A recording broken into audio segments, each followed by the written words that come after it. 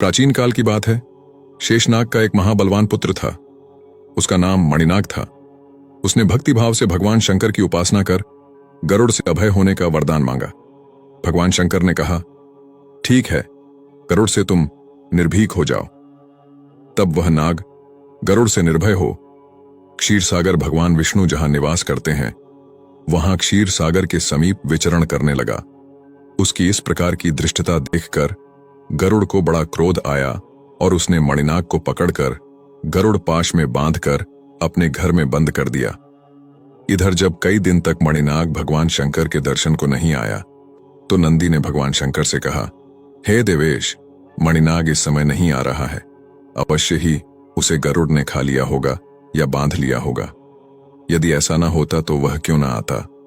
तब नंदी की बात सुनकर देवाधिदेव भगवान शिव ने कहा, नंदिन, मणिनाग गरुड़ के घर पर बंधा हुआ पड़ा है, इसलिए शीघ्र ही तुम भगवान विष्णु के पास जाओ और उनकी स्तुति करो। साथ ही स्वयं मेरी ओर से कहकर गरुड़ द्वारा बांधे गए उस सर्प को ले आओ। अपने स्वामी भगवान शिव का वचन सुनकर नंदी ने लक्ष्मीपति भगवान विष्णु के पास जाकर उनकी स्तुति की और उनसे भगवान शंकर का संदेश कहा। भगवान शंकर का संदेश और नंदी की स्तुति सुनकर नारायण विष्णु बड़े प्रसन्न हुए। उन्होंने गरुड़ से कहा, हे वैनतेय, तुम मेरे कहने से मणिनाग को बंधन मुक्त कर नंदी को सौंप दो। यह सुनकर गरुड़ क्रोधित हो गया। अहंकार में आकर बोला कि स्वामी जन अपने भृत्यों को पुरस्कार देते हैं और एक आप हैं जो मेरे द्वारा प्राप्त वस्तु को भी हर लेना चाहते हैं।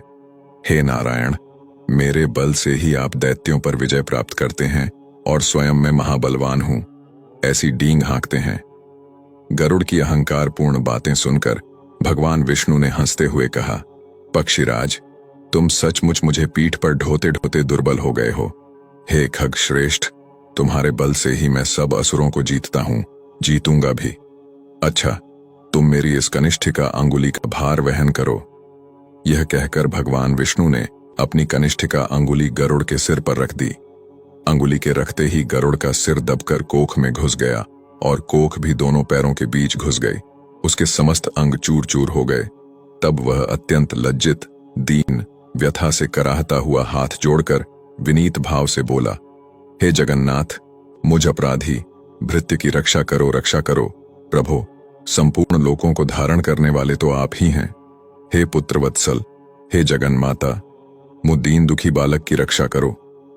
यह कहकर गरुड़ ने भगवान की प्रार्थना की। यह देखकर करुणामयी भगवती लक्ष्मी ने भगवान जनार्दन से प्रार्थना की कि प्रभु, गरुड़ आपका सेवक है, उसका अपराध क्षमा कर उसकी रक्षा करें।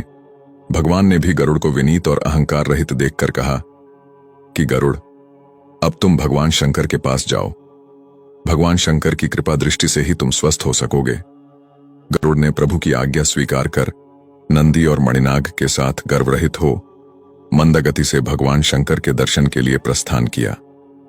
उनका गर्व दूर हो चुका था। भगवान शंकर का दर्शन कर और उनके कहने से गौतमी गंगा में स्नान कर वे पुनः वज्र सदृश देह वाले और वेगवान हो गए।